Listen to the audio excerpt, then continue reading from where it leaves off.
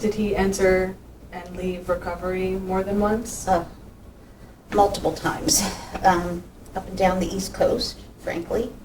He was in treatment in New Jersey, in Pennsylvania, in Florida. He had periods of sobriety, especially after the birth of his son, little Jesse. Mm. And so he was able to stay sober for certain amounts of time. But I believe that never confronting whatever was really hurting inside of him allowed addiction to rear its ugly head, in his life. He was sober on Suboxone for a long time, and then stopped taking it. And so, he was active in AA, he was active in NA. He had a sponsor, he was working the steps, he was in treatment programs.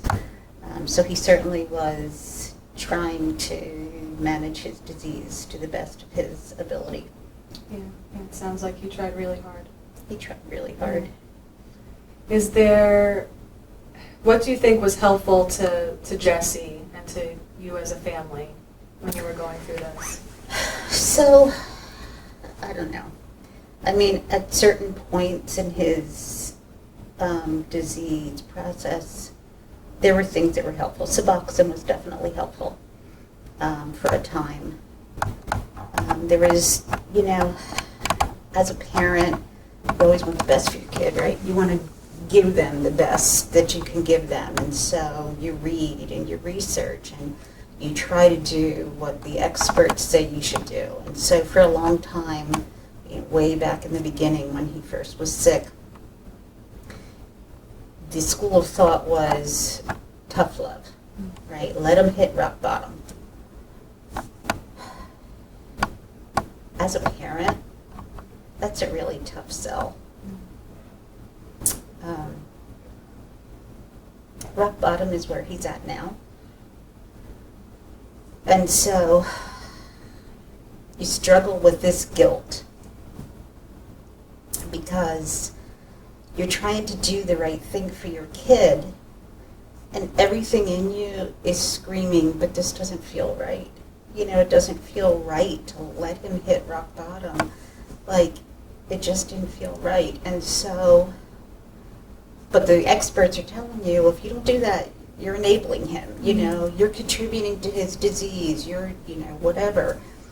And so, what my husband and I found was that we had to find a way to do what was the best for Jesse,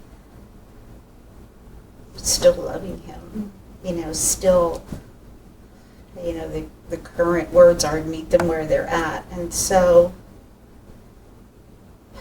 we didn't hand him money, but especially later on, we would do things like, buy the diapers, pay the electric bill, those sort of things, because you can't just cut your kid off, and the surest way to have your child walk away from you and back to addiction is if they feel they can't speak to you anymore, can't talk to you anymore, can't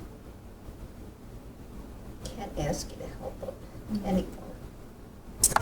And there's a part of me that really wishes I had listened to my mom's heart more back then, because those are the things that are hard for me to think about now. Like, was there a point where we were doing tough love that maybe I could have made a different choice, and maybe that would have changed the course of his disease? I mean, those are the things that keep you up at night, right? Those are the things that you replay in your head. And they're hard to live with.